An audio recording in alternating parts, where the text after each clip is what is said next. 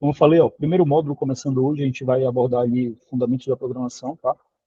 Lembrando que algoritmo e lógica já é tudo voltado ao JS, tá? JavaScript. Então, sintaxe, lógica de programação, tipos de variáveis, programação estruturada, a orientada a objeto, que se tratando de JavaScript, é uma polêmica enorme, porque JavaScript ele tem uma dificuldade, e ele é conhecido quando a gente fala de orientação a objeto de dificuldade, mas ele é conhecido justamente pela sua facilidade de somente colocar coisas, né? Fica até quem vem de uma linguagem mais tipada, como Java, como C, C++, percebe esse ambiente meio bagunçado, tá? Então, quando a gente vai falar de orientação a objeto, se tratando de JavaScript, a gente já começa a abordar o TypeScript, tá? E falando de tecnologias, JavaScript puro, TypeScript são, juntando tudo, é a linguagem mais utilizada a nível mundo. Não sei se já mostrei essa estatística para vocês, precisa atualizar ela, mas até ano passado era a linguagem que dominava, e é a mais procurada a nível de mercado, por isso que ela está aqui. Tá? Além da gente utilizar dentro da Quero Quero, é que a gente observa, a Letícia falou de LinkedIn, é que a gente observa aí dentro do LinkedIn que pelo menos é que tem mais oportunidades. Tá? E a gente vai entrar ali, ó, conceitos básicos também, sempre tentando fazer um paralelo aí com o Python. Tá? E por que Python está aqui?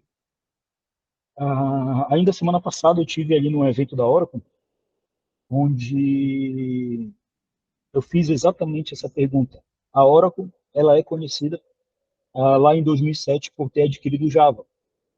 De lá para cá, desenvolveu o Java e trabalhar com Java fortemente no mercado. Então eu perguntei, beleza, e eu estava numa palestra de IA, mas qual tecnologia vocês utilizam para IA? Há algum tempo atrás eu trabalhei com rede neural utilizando Java. E já sei que isso dá muito certo, é uma linguagem muito boa para rede neural. Mas e aí, o que é que vocês estão utilizando? E eles foram bem categóricos, cara. Java e Python, não tem para onde fugir. Por quê? Essa discussão que a gente sempre entra e tenta contornar da melhor forma possível. Qual é a melhor linguagem hoje do mercado? Tem que partir do seguinte princípio. É a linguagem que resolve, cara. É a linguagem que coloca dinheiro no teu bolso e comida na tua mesa. Tá? Mas existe uma linguagem específica para uma determinada ação. Se a gente vai falar de automação, se a gente vai falar de análise de dados, é Python. Uma área que tem crescido muito é a área de RPA, é a automação de processos administrativos. Então, que linguagem que tu utiliza bastante lá? O Python. Então, por isso que ela está fazendo parte aqui do nosso programa, tá? Dependendo do nosso tempo, a gente vai abordar não só a modelagem relacional. Então, a gente entra ali em banco de dados, falando do Postgre especificamente, mas em uma abordagem relacional. Por quê?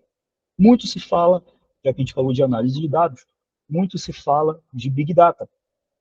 E Big Data é uma realidade. Existem várias áreas que vão conseguir te absorver dentro de Big Data, mas se tu for olhar a fundo, todas elas partem de um modelo estruturado. Tá? E é por isso que a gente está com o modelo relacional aqui. Se tu for estudar Hadoop, por exemplo, que é uma tecnologia de Big Data, o Hadoop, dentro dele, eu tenho ferramentas que vão sempre buscar uma estrutura para tipar, por exemplo, vídeos, já que a gente está falando de Big Data, quem não já ouviu conceitos, mas não sabe do que se trata, grande volume de dados, beleza, mas grande volume de dados, e para a gente o principal é grande volume de dados de qualquer tipo, voz, vídeo, imagem estática, sensores, dados de sensores, né? A gente está falando de análise de dados, então a gente coleta dados de N fontes. A palavra é essa, várias fontes.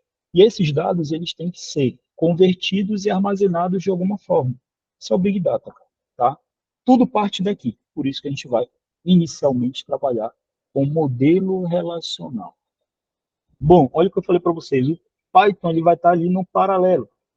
Bom, Java assim como qualquer outra linguagem, a gente consegue trabalhar com banco de dados relacionais e não relacionais. E o Python, a gente traz uma abordagem aí, ó, do Pandas. Tá? Pandas é uma biblioteca de Python muito utilizada para análise de dados. Tá? Então, por isso que ele vai fazer parte aqui do nosso programa também. Tá? Então, a gente vai trabalhar com Postgres e Pandas. Bom, falando de HTML, para quem me conhece sabe que essa é a parte mais chata para mim, mas se tratando de um projeto full stack, tu tem que saber o básico, tá? Então a gente vai trabalhar um pouco de front-end, abordando as principais tags de HTML, CSS e principalmente falando sobre responsividade, tá? Hoje a maioria dos meus sistemas web que a gente desenvolve, ele não tem sentido se ele não for responsivo. Isso quer dizer, se ele não puder, se ele não puder ser executado em telas de vários tamanhos. As principais aí são as telas dos smartphones de vocês. Então, o meu aplicativo, o meu site, ele tem que ser capaz de rodar, de poder ser entendido em uma tela menor. Tá? Então, por isso que a gente vai trabalhar aqui responsividade. Tá? Falando de manipulação de DOM, enfim, a gente precisa manipular dados do front-end para o back-end. E a gente vai desenvolver isso por meio do projeto. Tá?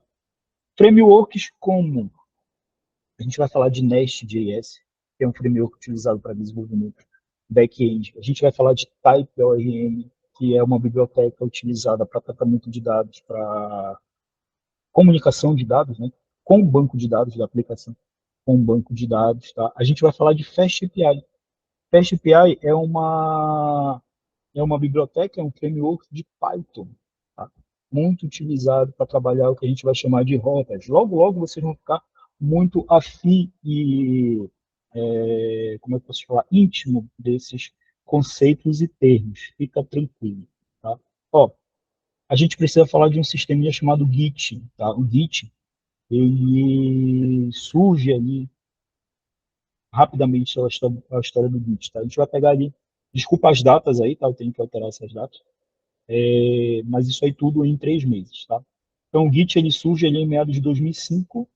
O pai do Git é o mesmo cara que pensou e estruturou o Linux, tá?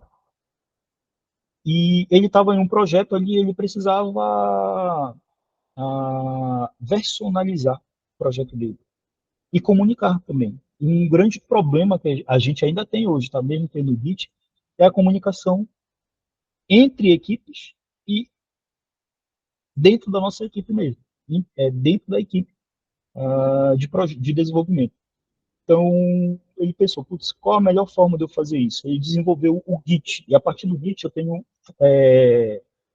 produtos como o GitLab, que é o que está aparecendo para vocês aí, e o mais famoso deles, que vocês devem conhecer, que é o GitHub, que é oriundo ali da Microsoft. Para que serve? É só um repositório? Não. A gente vai abordar isso contigo. Principalmente, ele serve como um versionamento de sistema. Tá? Então, a gente tem as branches ali, a gente pode... mais importante que versionalizar é saber quem que fez. E, por exemplo, o que eu fiz, quando eu fiz, por que que eu fiz. Isso é o mais importante. E se eu quiser voltar a alguma coisa, eu posso voltar. Tá? Ah, em um dado momento, eu vou pedir a ajuda da Letícia nisso aí, mas algumas empresas utilizam o GitHub ou o GitLab para saber também o que é que vocês conhecem. Por exemplo, o João chega para mim e fala: eu conheço sobre o Java. Legal, João, mas às vezes pela timidez de vocês, e TI é muito isso, a gente tem uma dificuldade de se comunicar, né, por meio de palavras, um código que vai que vai. Tu é mais introvertido. Ou não conseguiste aí alguma coisa do João ali, ô João, tem GitHub, GitLab, alguma coisa que eu possa ver os teus trabalhos aí, o João vai disponibiliza ali o GitHub dele para mim. E eu vou saber o quão ele sabe sobre aquele conteúdo. Tá? E, não menos importante, tá? A gente vai trabalhar ali, ó, Selenium Request em Python, que é muito utilizado também, e orientação a objeto em Python. Tá? Além da parte de testes automatizados, que é a parte do Jenkins aqui. Eu vou deixar vocês uma semaninha ali para vocês darem uma respirada e trabalharem no projeto de vocês. Como essa iniciativa é muito nova, embrionária, Eu vou ser bem sincero com vocês que eu vou tentar trazer alguma empresa para ver a apresentação do projeto de vocês, uma ou mais de uma empresa para ver essa apresentação do projeto. A gente não estou prometendo nada, tá? Como eu falei para vocês, a gente está buscando parceria. Quem sabe a gente consiga alguma e consiga trazer aí para ver essa apresentação de vocês. Até aqui tudo bem. Vamos lá pro. Opa, Oi, Letícia, tudo bom? É, alguma dúvida? Ó, não, qualquer eu dúvida, falei, opa, pessoal, aqui tá tudo bem, eu tô com a câmera desligada porque minha internet tá ruim. fica sossegado. Qualquer coisa é só levanta a mão e a gente já manda mensagem no chat, tá? E a gente vai tentando tirar dúvida. Bom, vamos ali para o nosso escopo do Beabá, ou do nosso projeto, que é o desenvolvimento de um ponto eletrônico, tá? Vamos abordar, primeiramente, os requisitos. E aí a gente vai falar de introdução à programação com JavaScript. Deixa eu só pegar aqui. Bom, senhores, vocês já devem ter visto aí o escopo, né? Então, necessidade. Uma empresa XPTO, com o advento da pandemia, muita coisa aconteceu. Entre elas, algumas empresas já estavam preparadas, né, por ser uma rotina delas, e muitas não estavam. Então, uma das coisas é, putz, meus funcionários foram para casa, mas como que eu vou controlar o ponto deles? De forma que dê para eu registrar algo, né? Então, vocês foram contactados, contratados, consultados para desenvolver esse sistema de ponto web. Detalhe, tá, gente? Tanto para quem está aqui quanto para quem está em casa e tal. O que está aqui já é uma versão que já está traduzida para requisitos. Mas o teu usuário ele nunca vai vir com uma necessidade para você num formato de escopo. Ele sempre vai vir com uma narrativa. Né? A gente já trabalhou com isso lá dentro do SINAC, né? Onde vocês puderam ouvir os clientes. Né? E aí, tem a minha pergunta para você. Dentro daquele projeto que a gente fez lá de finalização de UC. Foi tranquilo ouvi-los? Foi não, Qual foi a foi não. principal dificuldade, João? Os caras não, tipo assim, eles não sabem expressar bem, Desejos deles. tipo assim, eles sabem o que eles querem, só não sabem passar pra gente de uma forma clara, sabe? Aí às vezes a pessoa acaba falando nada com nada e você fica com aquela cara de, tá bom, é foda. Eu entendo os dois lados, tá? Depois de um tempo aí de mercado, a gente acaba entendendo o que eu falo. A cara de nada na verdade, eu acho que é a tua angústia de como ajudar. Mas por isso que a gente tem a engenharia de requisitos. A gente acaba não abordando aqui, eu já te trago, porque senão a gente vai passar muito mais tempo aqui, e não é tanto o propósito do nosso programa, tá? Mas sim, você ouve, então tu tem a parte da entrevista, né, que é o teu primeiro contato. Então tu ouve e monta uma história, ou uma historinha que está aqui em cima. Tá? Você vai montar uma história, trazer o que tu puder de informação para cá, puder elucidar. Conta a história toda, cara. Grava, se for o caso, deixa licença, vou deixar um gravador aqui para eu te ouvir, porque o que é que vai surgir daí? E aí vem o nosso primeiro exercício, que é o desenvolvimento de um algoritmo. O que é que a gente faz quando a gente vai desenvolver um algoritmo? A gente tem que pensar em variáveis. Quais são as variáveis que eu vou utilizar naquele algoritmo? Né? Variáveis de input e output, ou seja, de entrada e saída. Tá? Então, a primeira coisa que tu vai fazer é contextualizar esse cenário, contar uma história. Bagunçada mesmo, inicialmente ela vai ser ah, com a maior quantidade possível de informação, então ela vai ser meio bagunçada. Tu vai ter que ler, reler, para tu começar a estruturar como está aqui já em parágrafos, contando uma historinha, né? Beleza. A partir de agora, a gente tem que saber o que é que são requisitos. Tá? O que é que eu vou precisar? Então, somente usuários previamente cadastrados com usuário sim podem acessar a ferramenta. Isso aqui entra na parte de segurança, nosso primeiro requisito. Então, tu já sabe que o teu sistema ele vai ter uma tela de login, como qualquer sistema que se preze. Tá? Legal. Aí vem as usabilidades. Olha. Uma vez acessada a ferramenta, os usuários poderão registrar o seu ponto, que é o intuito. E aí tem um requisito que não está expresso só nesse RN01 aqui, que na verdade seria o 02, que é, ele tem que acessar o ponto de qualquer dispositivo. A gente acabou de falar de responsividade. Ele vai acessar por um notebook, ele vai acessar por um desktop, ele vai acessar pelo celular. Ele tem que poder acessar dessa forma. Porque o intuito aqui é o registro do ponto. Tá? Passo 2.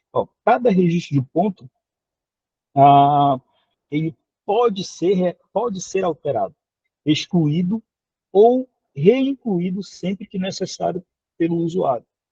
Entra um segundo ponto aqui que não está bem explícito. Que usuário é esse? João, Letícia e todos que estão assistindo e presente aqui. Rafael, boa tarde, Rafael, eu entrou, falei contigo. Rian, sejam bem-vindos. Imagina que eu sou um cara que eu não sou, eu só falei boa tarde pro Rian, cara, ele foi embora, por isso. Imagina que eu sou um cara de caráter duvidoso, tá? Putz, eu posso, imagina que eu como funcionário, XPTO também lá, eu posso alterar o horário desse meu ponto. Pô, cheguei atrasado hoje. Aí eu vou colocar, cheguei 9 horas. Eu vou colocar que eu entrei às 8. Imagina se eu pudesse fazer isso. Isso não pode acontecer. Então não está tão explícito aqui, mas já tenho aqui no meu sistema, por conta daquele primeiro acesso lá, ó, usuários previamente cadastrados, aí tem uma outra funcionalidade aqui, talvez esteja mais para baixo. Eu tenho que ter níveis de acesso. O usuário funcionário, ele deve consultar e ele deve registrar o ponto dele. Só isso. Ele não pode alterar. Agora, um usuário de RH com privilégio mais elevado, sim. Talvez ele possa fazer isso. Tá? Continuando. Para cada novo ponto, o usuário deve conseguir navegar pelos registros de pontos já realizados, ou seja, consulta, acabou de falar para você. Para cada novo ponto registrado, o usuário deverá informar a data referente ao registro, hora com minuto e, opcionalmente, registrar uma observação. O registro de observação, exemplo. E aí já fica uma dica também de implementação. Tá? Bora falar primeiro da dica. Esse hora, minuto aí e data, ele tem que pegar do sistema operacional. Esse é um requisito que não está aqui, mas a gente vai desenvolver ele pegando do sistema operacional. Por quê, gente? E aí já entra uma questão, já que a gente está falando de usabilidade, quando a gente for ver front-end, existe o pai da usabilidade que se chama Nielsen. Tá? Tem as famosas heurísticas de Nielsen. Tá? Então, ele fala que o usuário ele tem que fazer tudo em 3 cliques. Se tu acha que vai ser tranquilo para o usuário, ele já tem que acessar, tem que entrar com o usuário sim. Acho que vai ser tranquilo ele colocar data, hora e registrar ponto. Não é mais fácil ele só acessar e aparecer lá. Ainda tem isso, tá? Identificar que aquele é o primeiro registro dele do dia e ele só tem que apertar no botão registrar. Entrada. Tá? E assim sucessivamente. Saída 1, que talvez seria a saída para o almoço, entrada 2 e saída 2. Acabou. A observação é, suponhamos que surja um novo requisito. Esse requisito fala, olha, ele tem que pegar a tua localização, para saber se realmente você está ali no ambiente da empresa, enfim. E se for home office, aí tudo bem, né? Mas suponhamos que, como, inclusive ela no Senado, pega a localização que teria que estar dando aula ali na 14 de março, tá?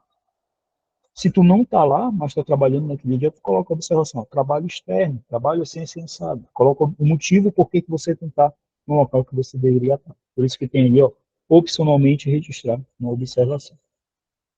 O usuário deve conseguir visualizar a quantidade de horas já trabalhadas dentro do mês.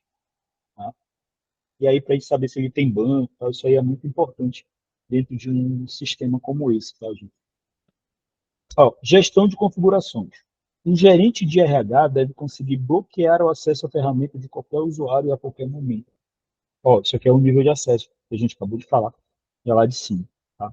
E aí entra a parte de relatório de acompanhamentos, e esses relatórios eu não coloquei aqui como compulsório, mas a gente vai fazer em Python, que é a ferramenta mais indicada para a gente fazer a parte de gestão de relatório. Bom, quero saber de vocês, o que é que vocês acharam do escopo do projeto que vocês vão desenvolver? Eu já falei lá no grupo, eu achei muito interessante. Eu quero já começar o quanto antes trabalhar no projeto. Eu tenho muito interesse por essa parte, principalmente de acesso à localização e horário direto do sistema operacional do aparelho, né? E é basicamente isso. Letícia, você que está no Então, mercado, depois tu conta para a gente se esse projeto é interessante. Fala, João. então, pode falar. Tá bom, então. Então, eu controlo o ponto, né? Então, basicamente, tem tudo isso e tal. Se quiser, eu consigo print para vocês verem. Mas é exatamente isso. Quando a pessoa pede inclusão de ponto, você tem que colocar a hora, a justificativa, tem que fazer controle do banco de horas, horas negativas. E uma coisa que é interessante também é o quê? Essa questão do controle de horas é que a legislação brasileira tem, normalmente, o padrão é de 44 horas, mas o SINDPD, que é o sindicato que rege os, vamos dizer assim, a transferência de dados, né, é 40 horas. Então também tem que levar isso em consideração, se é 40 horas semanais, se é 44, então tem vários tipos de contrato. Ô, Letícia, além das 2 horas de hora extra permitida no máximo, né, por dia, é isso, né? Exatamente, 2 horas no máximo por dia, mas pelo menos o meu sistema, o sistema que a gente usa, né, não fica vermelho se a pessoa trabalha mais horas. Então, meio que, tipo, no dia aparece total de horas trabalhadas, total de horas extras, e então você vê ali, mas não fica vermelho, não dá indicação nenhuma que a pessoa está trabalhando mais do que devia. Não fica nem vermelho nem verde. Não, não fica. Você tem que bater o olho e ver. Cara, gente, não foi combinado, tá? Letícia, quem não sabe da nossa conversa, pode até achar que isso foi combinado, cara. E eu não sabia onde a Letícia trabalhava. Quando foi que eu soltei isso para vocês? Soltei para vocês ontem, não foi? Eu já estou felizaço porque a Letícia pode ser uma espécie de cliente. Ela vai dizer, olha, eu quero isso, por exemplo, a questão do ficar, a gente vai estruturar o projeto em geral, mas a gente está com uma cliente aqui que analisa isso diariamente. Então, ficar vermelho se o cara está trabalhando muito seria muito bom para a Letícia. Sim. Ela não precisa, ela já não perde tanto tempo. E essa é a função da TI, facilitar o trabalho do usuário. Uhum. Esses relatórios em vermelho dizendo, olha, esse cara está trabalhando muito, ou esse cara está com um banco de hora X, tem que tirar, porque eu acho que a Criar uns legislação alertas. não é, Letícia. Não, não fica. Tem também, você seta um limite máximo interno, ou você, tipo igual, fez 20 horas, tem que tirar as 20 horas, mas a minha empresa, por exemplo, paga as horas, ela compra no final. Então, pô, cara, já estou muito feliz, obrigado, viu, Letícia? Eu acho que é um sinal bom, viu? O Breno falou, tomara que dê certo. Cara, eu já estou muito feliz por isso aqui. Bom, então acho que todo mundo está de acordo com o escopo, né? Vamos lá. Vamos trabalhar o nosso primeiro passo, gente, de hands-on aqui. Não sei se todo mundo tem no computador de vocês, mas é fazer o download aí da nossa ferramenta de trabalho, que vai ser o VS Code, tá? Deixa eu só pegar aqui uma janela nova. E aí, Letícia, eu vou já deixar aqui. Ó. VS Code, gente, é uma IDE para desenvolvimento de software, tá? Eu vou fazer um teste, a gente vai usar o Java 22 aqui, mas com certeza para Python, JavaScript, Node.js, TypeScript, a gente vai utilizar a mesma plataforma, tá? Então, vamos lá, só para o nosso hands-on, como é que a gente vai fazer o download desse cara? Eu não sei, tu já tem essa ferramenta na tua máquina, Letícia? Não, mas eu tô baixando já baixei e tô instalando. Tá, e Letícia, a gente vai precisar o VS Code é esse azulzinho aqui, tá? Ah, é Não esse é esse daí? É esse cara Foi aqui. o que eu peguei. Uhum. Que tem o Visual Studio também, que é da mesma família, também foi desenvolvido pela Microsoft, mas ele é mais pesado porque ele já traz Studio algumas Code. bibliotecas de C Sharp, tá? C Sharp, C++, que vai trabalhar Será aí. que eu baixei o certo? É esse cara aqui, ó. É o símbolo que tá aqui. Microsoft Visual Studio Code. Vou te Isso mandar o mesmo? code, vê se é esse cara. Vou te mandar o link aqui. Codevisualstudio.com. É esse mesmo. É o mesmo link. Então pronto, é esse cara que a gente vai precisar, tá? Assim que tu baixar, fala pra gente que a gente já sobe aqui, já vai criar o Beleza. primeiro algoritmo.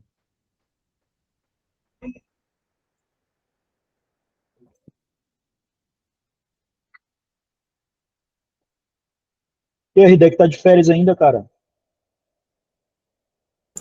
Ô, professor, ainda bem que eu tô de férias ainda. Vai voltar só dia 5, se não me engano.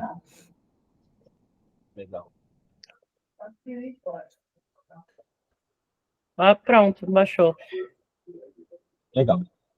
Bom, vocês podem abrir um projeto aí, abrir um projeto no VS Code para JavaScript, ele acaba sendo bem mais simples que outras ferramentas como Java, tá? Basta você escolher aí, criar uma pasta, né? Isso aqui eu vou criar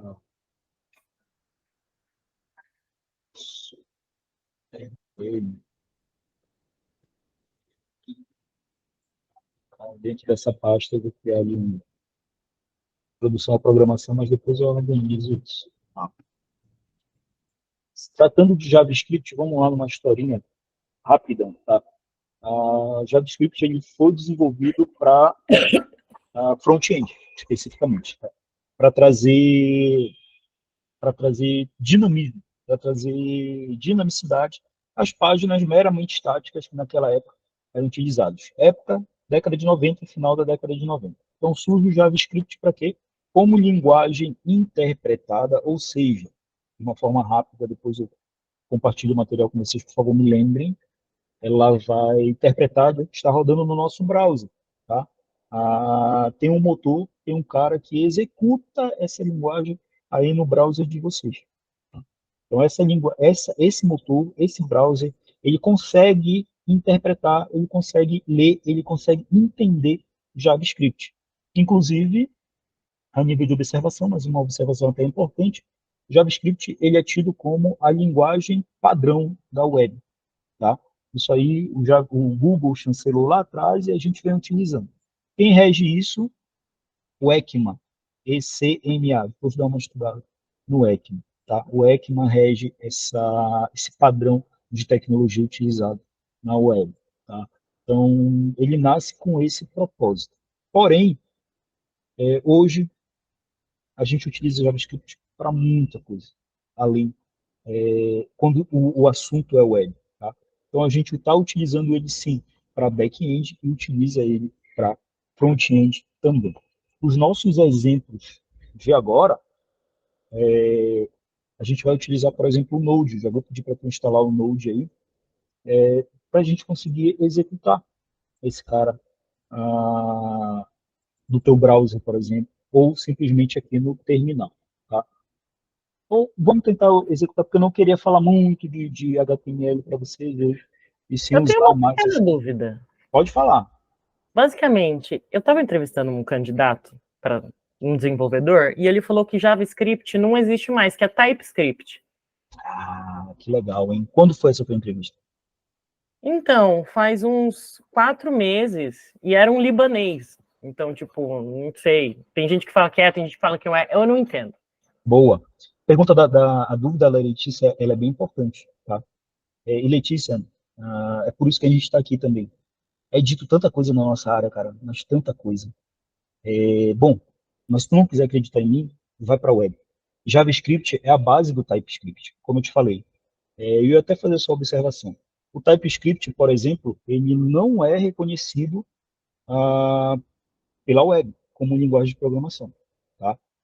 Inclusive, quem desenvolveu o VS Code que você acabou de baixar aí é a mesma empresa que desenvolveu o TypeScript. Então, o TypeScript ele surge com que finalidade? de trazer uma organização para o JavaScript, que é uma das características que a gente vai falar aqui. Que característica é essa? O JavaScript, por ele ser fracamente tipado, o que isso quer dizer? Eu não sou obrigado a declarar tipo de variável. E ele pode mudar essa variável em tempo de execução.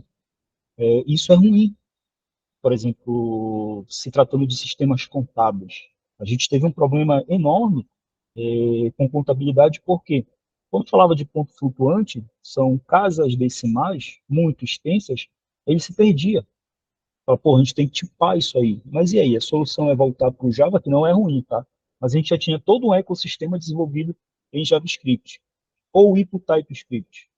E aí surge o TypeScript, o mesmo cara que desenvolveu o Delphi, que dá suporte no VS Code, ele é o pai do TypeScript. O que é o TypeScript? É o JavaScript tipado.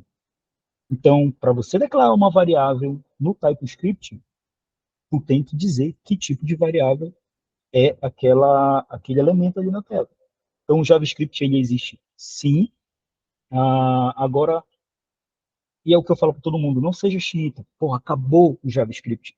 Não acabou, ele é a base de tudo. Exemplo, o código TypeScript, ele primeiro ele transpila para JavaScript para poder ser interpretado nos navegadores.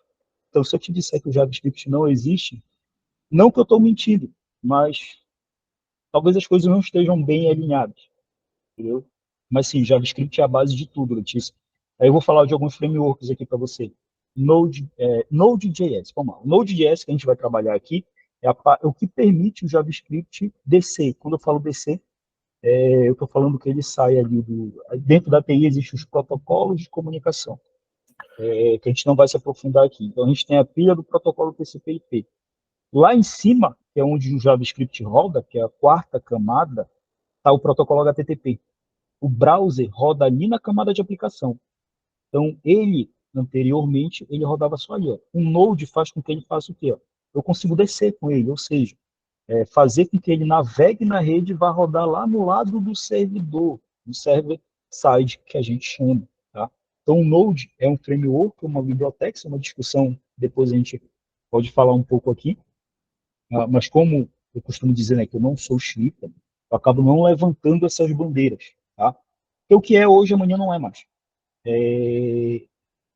Então, o Node ele vem permitir isso aí. Tá? Então, Letícia, em partes ele está certo. Existe uma discussão muito grande, mas pelo menos até hoje o TypeScript ele não é reconhecido como linguagem de programação oficial do ECMA. Existe uma força-tarefa para que ele venha a ser a linguagem padrão do ECMA, mas não é. Tá? A base é JavaScript. E para você aprender TypeScript, Letícia, tu tem que saber JavaScript. Eu gosto muito de front-end, eu quero trabalhar com React. Beleza. Por onde eu começo? JavaScript. Eu gosto muito de front, eu quero trabalhar com Angular. Por onde eu começo? JavaScript. Tá? Então a gente vai perceber, quando a gente for para TypeScript, vai ver que é algo até mais natural. Tá? O que é que vai mudar? A extensão e algumas sintaxes de linguagem. Tá? Respondi, Letícia. Beleza, obrigada. Imagina. Então, gente, o que é que a gente vai fazer aqui? A primeira coisa que a gente vai fazer aqui, ó, por exemplo, é criar um arquivo, e esse arquivo, vamos fazer um cálculo simples aqui, pode ser aqui, ó. Primeiro o algoritmo.js.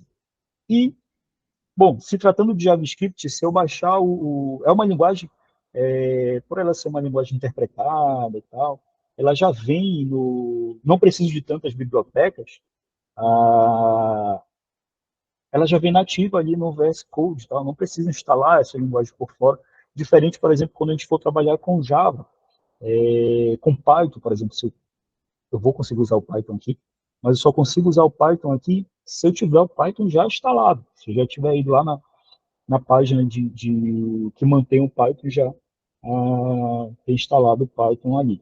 Tá? Então, o JavaScript não precisa, acho que todo mundo já deve ter conseguido usar aí o JS, já apareceu o símbolo para ti ali. Né?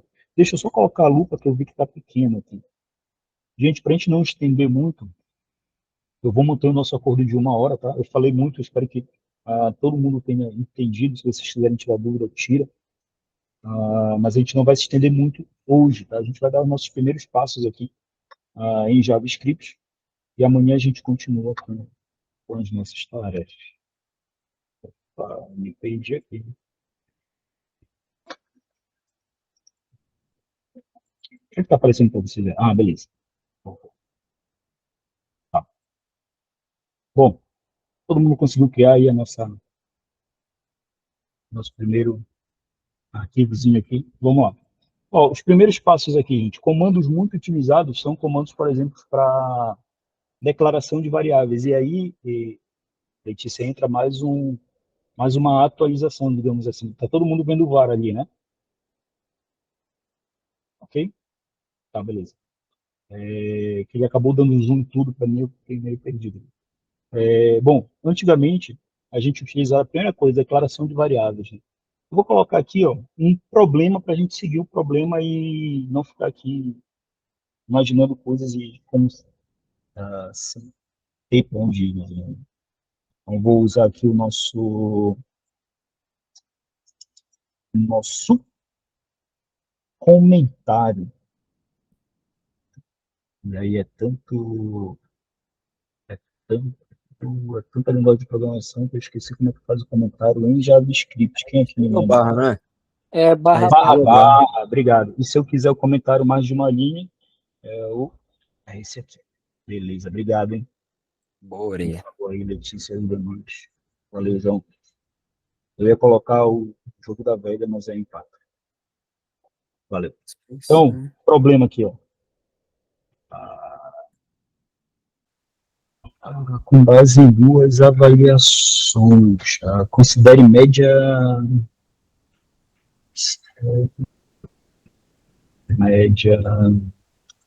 maior ou igual a 100. Beleza. Como que a gente começaria aqui esse problema? Tá? Pensando nas variáveis, né, de input e output. Então, variáveis de entrada aqui, todo mundo concorda comigo que poderia ser avaliação 1, nota 1, ok? E aí entra o grande lance, e por isso a polêmica do TypeScript. O JavaScript, eu posso declarar o nota 1 e ele vai reconhecer. Esse que é o problema, cara, do JavaScript puro. Tá? Ele acaba reconhecendo sem a necessidade, por exemplo, de eu utilizar um var aqui na frente, que é um comando indicativo que essa linha aqui, nesta linha, eu estou declarando uma variável. Tá? Há algum tempo atrás, eu utilizava qual comando? Se fosse uma variável local, o let, ele ainda é aceito aqui? É aceito. Mas, como boa prática, assim como uma boa prática diz também que a gente tem que começar a usar o TypeScript, a gente utiliza o var. Tá? Então, para declaração de variável, var nota 1, se a gente fosse fazer um input por meio de um browser, a gente colocaria aqui simplesmente a nota 2, poderia declarar na mesma linha aqui. Tá? Como a gente vai fazer o input, por enquanto, no código, só para mostrar no console log mesmo, a gente vai fazer a atribuição de valores aqui. Tá? E já eu faço mais uma observação. Então, essa aqui, declaração de variáveis, então não é com base em duas avaliações, então eu tenho nota 1 e nota 2. Tá? Cara, aqui uma média 7, vamos reprovar esse cara, vocês vão já entender o motivo. Até aqui tudo bem, gente? Declaração de variáveis? Tranquilo. por enquanto de boa. Isso aí é massa. Declarando uma variável. Tá? Aliás, eu estou declarando e inicializando, tá? Então, eu estou declarando e já estou fazendo a inicialização dela. Estou declarando e inicializando. Ok. De acordo com o problema, o que é que a gente já fez ali? A gente já fez uma A gente já declarou as variáveis, então com base em 2 avaliações, o que é que a gente precisa fazer? A gente precisa fazer a operação, né? A gente precisa fazer o processamento disso aí para retornar o quê? Que seriam as variáveis de saída, porque até então, vou colocar mais uma comentário aqui, e esse bloco aqui, ó, é uma declaração declarando uma variável, vou colocar aqui mesmo para não ficar muito polido, mal que já está. Declarando uma variável de entrada, tá?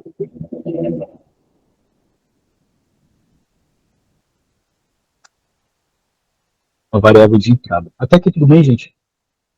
Existem variáveis de entrada e saída, tá? Então aqui eu estou declarando uma variável de entrada e logo eu vou declarar a minha variável de saída aqui, eu posso já declarar, e vai ser justamente a média, é o que eu quero saber.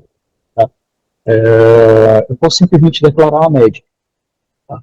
Então, variável média, e aí entra a operação, né? Média. E aí, gente, em algoritmo a gente tem o que a gente chama de atribuição.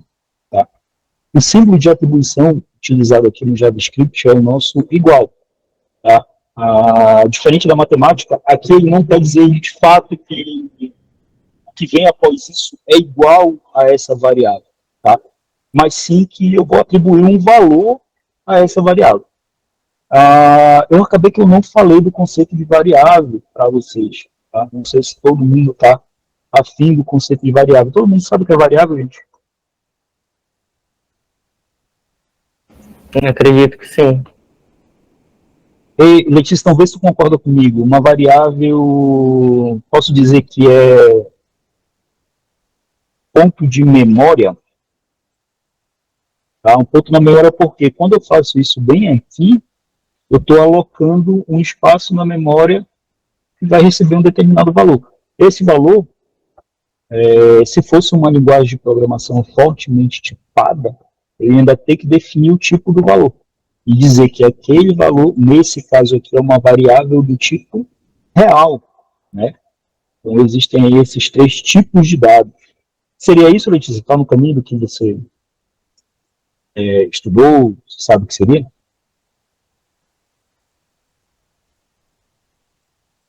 Então, eu tenho aqui os numéricos, falando de tipo de dados, tá? Numérico, e esses numéricos se dividem em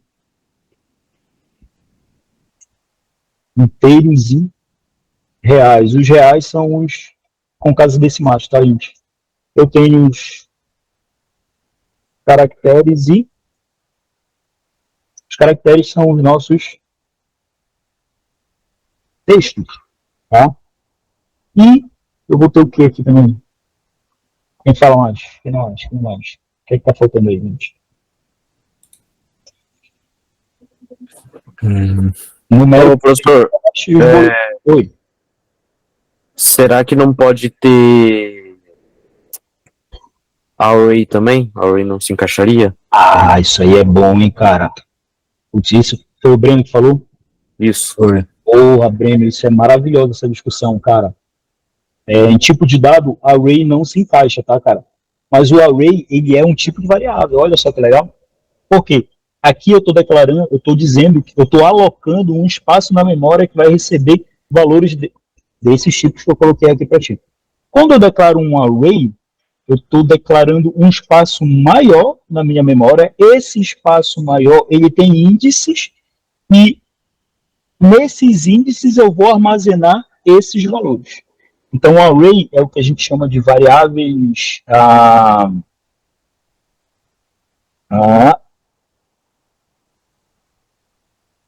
esqueci, gente, peraí. São variáveis com múltiplos, seriam variáveis heterogêneas, digamos assim. Tá?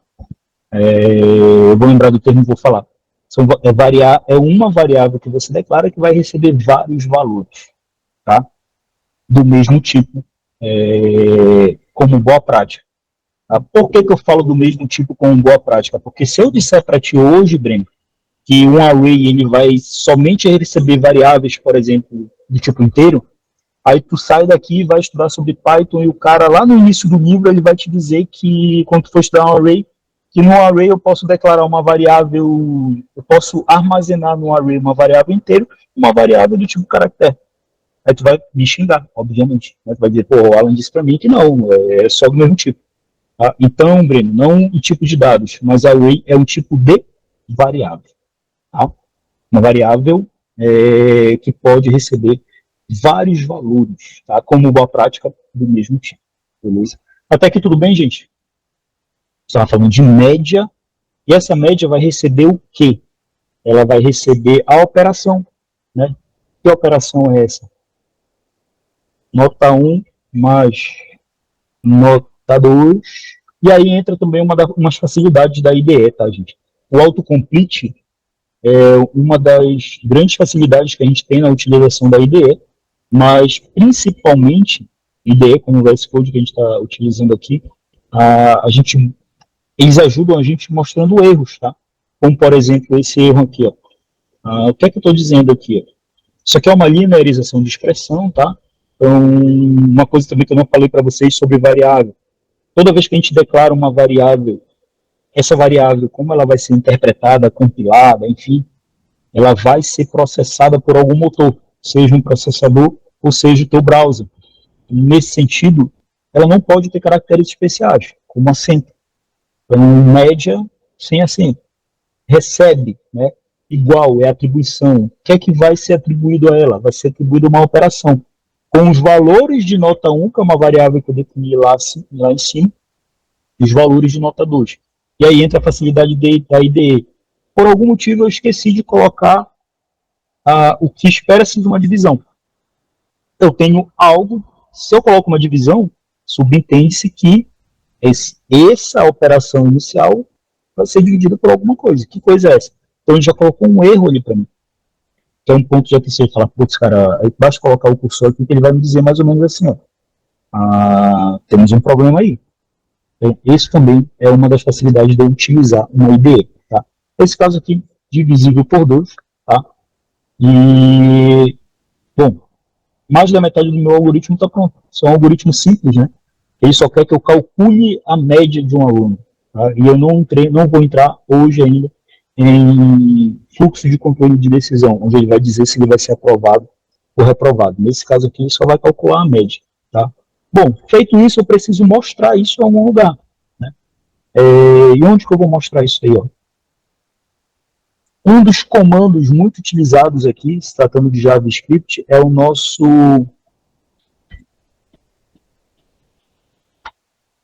console.log. Tá?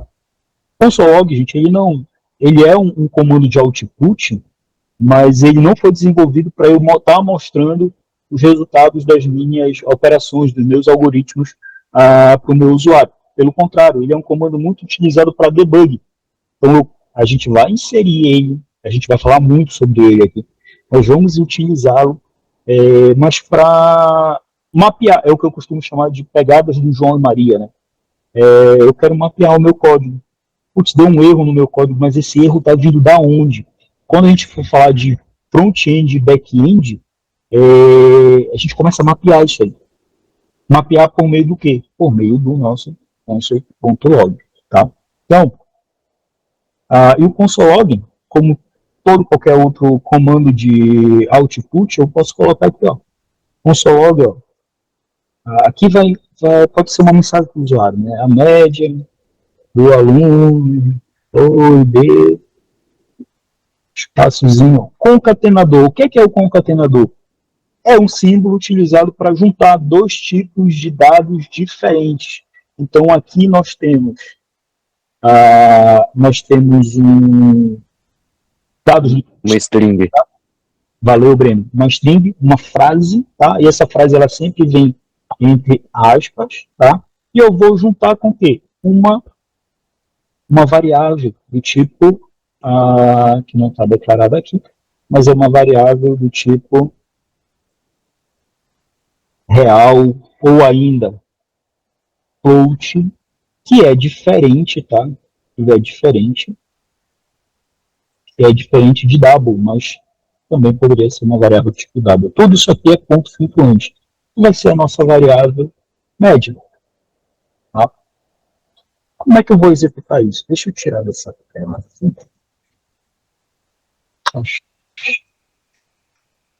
Bom, a execução disso aqui, gente, ó, se você só der o F5 lá, ou vem aqui em Run, ele vai pedir para ti, ó, onde que você quer mostrar isso aí? Você quer mostrar no navegador ou você quer mostrar utilizando o Node? Ah, vamos escolher aqui usar um navegador, vamos ver se ele mostra alguma coisa.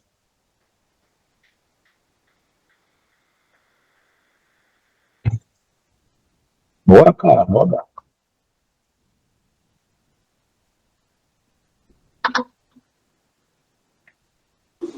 Não tem que dar um go live lá? Então, boa. Eu não quero usar o GoLive porque teoricamente só seria pela ferramenta. E o GoLive ele já trabalha com HTTP. Então, não quero utilizar ele. Tá? Mas boa, boa. Eu tenho um GoLive aqui. Mas o GoLive, gente, vamos lá, para quem falou do GoLive. Para que seria o GoLive? O GoLive, ele é algo que a gente vai desenvolver. Ele é um servidor HTTP. Tá? Quando eu peço para ele executar no meu browser, eu não tenho como executar nada no browser se eu não tiver o HTTP rodando. Não tem. Tá? E é por isso que eu pedi para vocês, lá atrás, para a gente usar o quem? O nosso Node. Como é que a gente vai utilizar o Node? E aí a gente já começa o nosso primeiro comando de terminal aqui. Tá? Gente, a gente vai utilizar muito terminal. Muito, muito, muito. Tá? Quem não tem, vai precisar do Node instalado, Node.js, tá? Deixa eu pegar aqui. Então, só deixar o link aqui.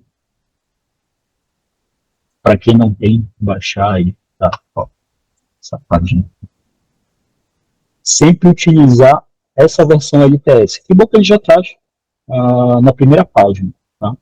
Então você vai instalar ali, ele já vai conseguir reconhecer ele no teu VS Code, tá? Vou colocar o link aqui. E como que a gente vai utilizar ele? Ó, primeiro a gente vai certificar que a gente está no caminho correto, tá? Então eu estou aqui, ó, users 20.21.88 documents techlane foi a parte que a gente deu do projeto. Se eu der um dia aqui, um comando muito utilizado para isso, a gente vai ver alguns comandos aqui, que é para listar os diretórios, eu vou ver que realmente eu estou aqui, ó. Primeiro algoritmo de S. Legal, então vendo aqui, ó, estou dentro do diretório correto, digito node, e se eu der um tab, ó, primeiro algoritmo de S, dou enter, tá? Ó, ele já calcula a média para mim do aluno aí, tá? Porque eu não tenho outra interação no CS, as interações estão aqui no código. Tá bem certo? Não. Console log é para debugar, né? Então, por isso que por enquanto ele só aparece aqui, ó, o número 6 e a mensagem que eu defini para ele aparecer. A média do aluno foi de fulano de tal, tá? Gente, para a gente não se estender muito, inicialmente era isso. O objetivo de hoje é elucidar o programa para vocês, dar o nosso primeiro passo aqui em introdução à programação, falando um pouco de JavaScript. Eu vou compartilhar livro e algum material aí de JavaScript, mas quem me conhece sabe que eu sou muito amante dos livros, tá? Então eu devo compartilhar contigo um livro de algoritmo e de JavaScript puro, e amanhã a gente continua com o fluxo de controle de decisão. Isso vai até quando? Até a gente começar a desenvolver os nossos... A gente vai falar de function, depois que a gente fala de function, a gente já começa a pensar em fazer um CRUD, associar com banco de dados, para a gente cair para os primeiros passos do nosso projeto. Tá? Até aqui tudo bem? Curtiram? Tranquilão, curti. Beleza, então, gente. Ó, desculpa qualquer coisa. Eu acho que esse horário ficou bom para vocês? Tranquilo. Por enquanto tá tranquilo. Só semana, não a que vem, a próxima,